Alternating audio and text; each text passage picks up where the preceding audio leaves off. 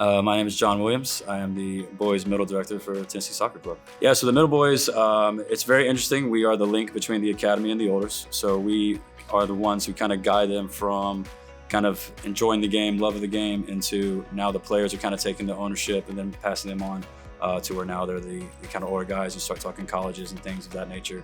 The structure for us, we have everything in terms of level. We have your top levels of ECNL and RL. We've added regional levels at MPL. We have your top state levels. And for those who are just kind of wanting something a little bit more than maybe the recreational, we also have that level as well, where you're still playing state, but maybe at a lower tier, but still getting hopefully the TSC experience.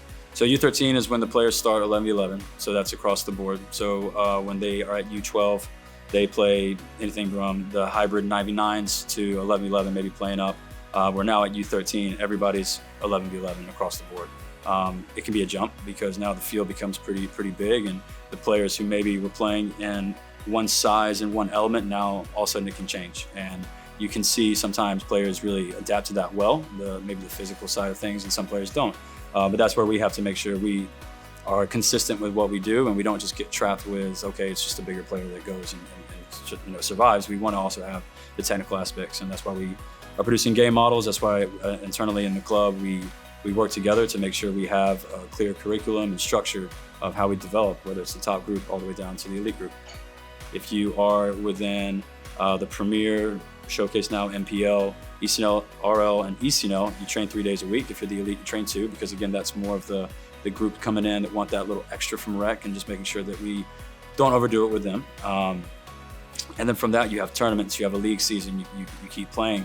One unique thing at TSC that I have noticed, and I didn't have this at my previous club, was a structured winter training where you are still training throughout the entirety of the 10 months. So a lot of times you may hit December and it's all right, go away, we'll see you again in February, and we don't do that. We continue to train and offer opportunities for those players.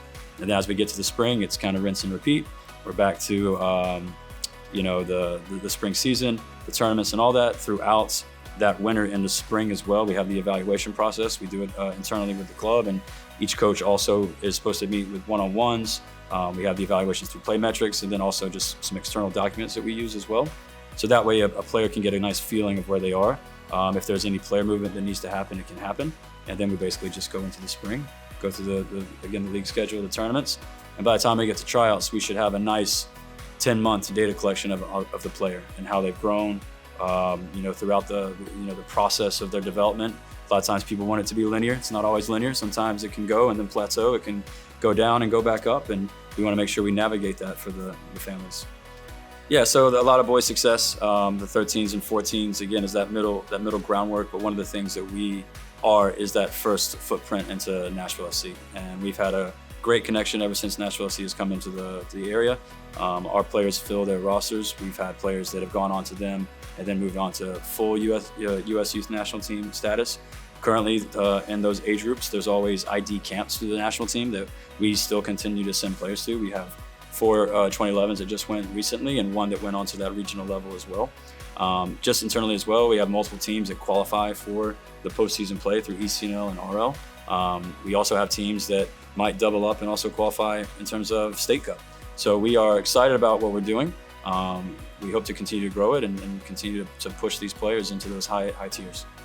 It's important to me because, I have kids myself, and, that time that you have to spend and sometimes the sacrifice that you have to make fiscally, again, your time, your management, all that, it's an investment, and we want to make sure that your investment is noted and appreciated. We want to make sure that when you come to TSC and you spend not only the money but the time with our staff and with those teammates and at our fields, that if you had to do it again, you would immediately do it in a heartbeat. That the experience was there.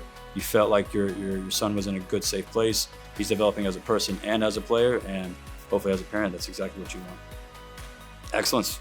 I mean, it's from the top down. Like when the club was formed, and even at my previous club, I remember I had a 2003 team that I came to a battleground tournament back in 2016, and the first thing was I want to play TSC.